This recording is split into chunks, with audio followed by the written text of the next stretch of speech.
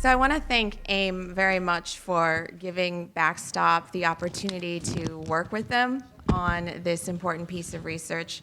Jim, I don't know if you know, but when you contacted me earlier this year about working with you guys on this, a few days before that, a woman named Michelle Alyssa Go had been pushed in front of a train in New York, here in New York, and just going to work. And that was really heartbreaking for me because I started thinking, you know, we've been through 2 years of a pandemic with people saying Kung flu and China virus, and here she is getting back to normal and getting on the subway and going to work, and what happens to her, she's pushed in front of a train.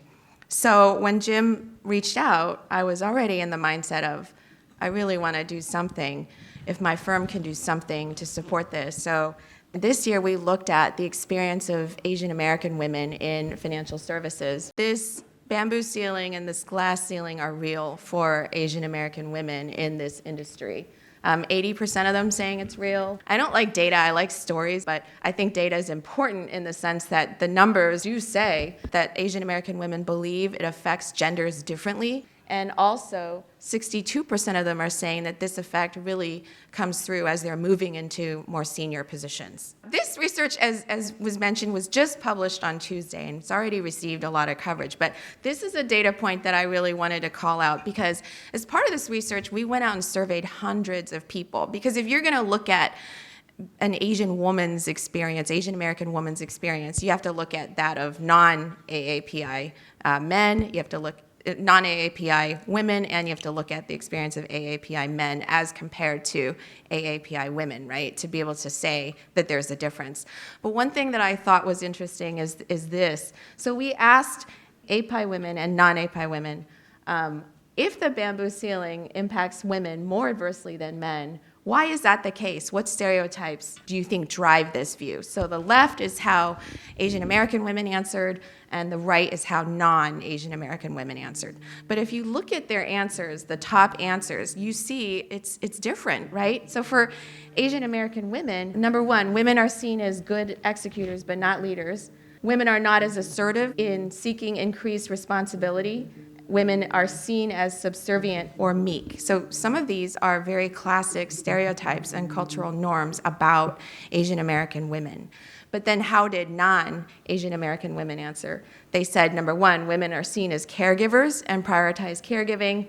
Number two, they're seen as good executors, not leaders. Three, women's failures are magnified relative to men's. So our brains are different. Asian Americans are saying these are cultural norms, and non-Asian American women are referring to common stereotypes that apply to all women. We also did a number of interviews, right? So a couple of quotes that really struck home. I've been told that it would be difficult to take over management of divisions because people don't want to work for an Asian woman. Asian women leaders face a double-edged sword. To be leaders, we need to be assertive and decisive, but being so defies stereotypes and expectations. Asian American women are perceived in a way that is a barrier for us. So I did just want to highlight this and encourage you all to download and read the report. And now I'll join the panel.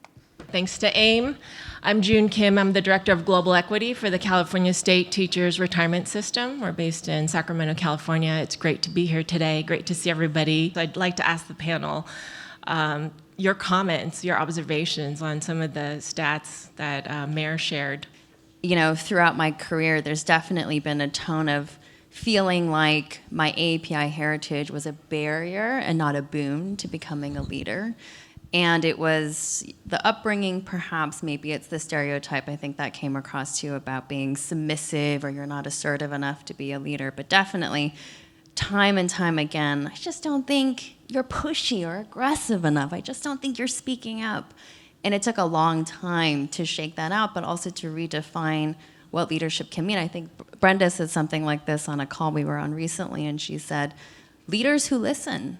That is a strength that I think that the API community can bring to leadership. So I definitely identified with that one. Growing up, you're sort of told, like, you work hard, you study, like you get rewarded with good grades, but those may not be the attributes that sort of get you the promotion in the professional world. I want to talk about intersectionality.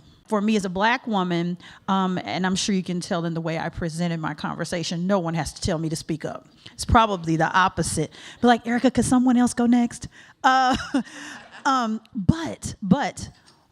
Then Black women get labeled as angry because we're fussy or fractious about so many things, which I would like to say for the record, we have the right to be fractious and upset because of these numbers that these reports show. Have a right to be upset about our communities not being represented at the levels that they should be according to their abilities and performance. So this is a problem across the spectrum.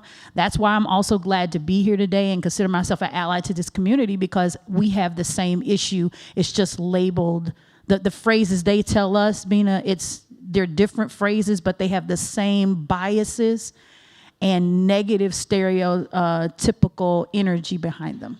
At one part in your career, you're told, oh, you have to speak up more or don't be like this. But once you get into leadership positions, if somebody who looks like me, I speak up or I'm a little bit more assertive, then it's the opposite. You're too pushy, you're too aggressive. As AAPI women and as women leaders, what are the unique qualities or what are the strengths? I mean, for me, I come from many Asian Americans are immigrants or children of immigrants, and my parents were the first generation to come here. So my mom was really scrappy. I think she was 8 months pregnant with me and still waiting tables and still serving, to try to make money. And having grown up in an immigrant family, I think, and also my mother was queen of saving money. So we would walk around the house in puffy down jackets because she did not want to turn on the heat in the winter. She was like, no problem, just put on your ski jacket. And so I think for me, I'm good at spotting gritty people. I'm good at spotting people who are resourceful, and I love giving those people a chance. And a lot of people on my team at Backstop are first-time people in their families to go to college. And I like seeing that. When I see that someone is the first person in their family to go to college, I'm almost like waving them in the door, just because I really appreciate the grittiness. And I think that does come from my background. What got me to Wells Fargo was Black executives introducing me to other Black executives in the firm. How I met Brenda was because actually there was an Asian counsel on my team. I'm gonna shout out Lori Ng. I'm sorry she's not here today. But she was like, Erica, you've got to meet all these leaders. And then she connected us.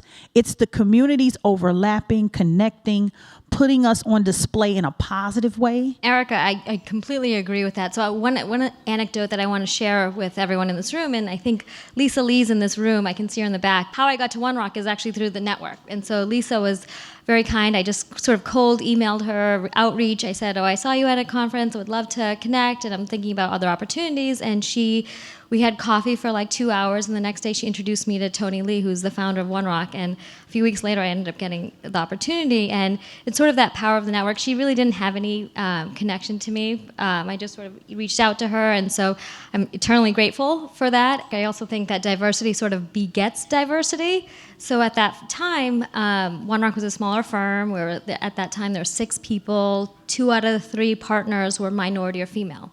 And that was an amazing ratio that I had never seen.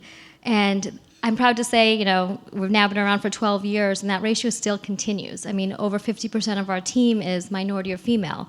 And so as we recruit, it's helpful to also see people that candidates to see people that sort of look like them in those senior leadership positions.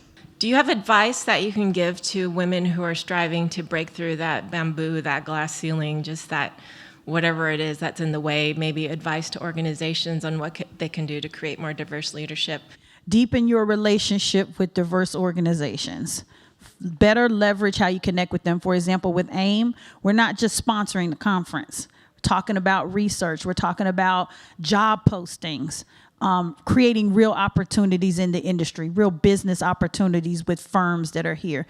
We have to do better at being closer to one another. Yeah, I think creating spaces and even facilitating conversations like this one is important, and to recognize that the AAPI female community is a community that's facing its own challenges, and whether those are formal resource groups or even just informal spaces for connections like this, I think, are really significant and make API females feel empowered, feel heard, feel supported, and give spaces for people to connect with one another and lift each other up. So I highly encourage employers to even start talking about the issue to begin with. To reiterate some of the points, I think the power of networking is really important. Obviously, AIM is a great forum for that. I think it's a great community. It's truly, I know sometimes we've sort of alluded to the AIM community being like a family reunion sometimes, and obviously this family has gotten much bigger over the years, which is great. And also, I think you're never too young to sort of be a mentor to somebody else, so pay it forward. You know, there is a lot of that advice of speaking up, letting your voice be heard, and that puts the burden on Asian American women and on us in this room, right? But there's also an onus on the organization that we work for to champion and to see us as diverse. A lot of times we're not actually seen as a diverse group. And so I think just even taking that step forward and creating an employee resource group around Asian American-ness is a great step forward. I think in this challenging market environment that we're facing, and who knows how long this is going to last, right? I don't think this is like a 6 to 9 month little correction in the market. It's going to be a different game, as the previous panel talked about. So what's going to arm you the best to face these challenges? I think it's going to be diverse thinking, diverse leadership. What is something that you've been told culturally that has been a knock on your career, but you've turned around and have seen that as a strength? I would say I rate really highly on empathy and listening. What I found during COVID was that my empathy first, people first style of leadership came right to the front. And I think pre-pandemic, I probably, knocked myself a little bit for not being louder and not, spending too much time listening to everybody's feelings and opinions. But during the pandemic, it's what made our organization stronger, because I think people really craved, are you listening? I'm going through a lot. I'm taking care of my family. I don't know what's happening in the world. And I think bringing that listening style of leadership made us stronger, but I also think redefined what leadership meant, not only in our organization, but to our clients in financial services. And I think everybody pivoted to how do we demonstrate to our employees that we both care about them while we're also trying to succeed commercially as a financial services firm. So I actually think that leadership not only helped me internally, but helped our overall organization improve what we did. So embracing that as a strength. It's terrific. Thank you. So I want to thank Erica, Binna, Deepa, Mayor. Thank you, AIM. Thanks, everybody. Thank you, June.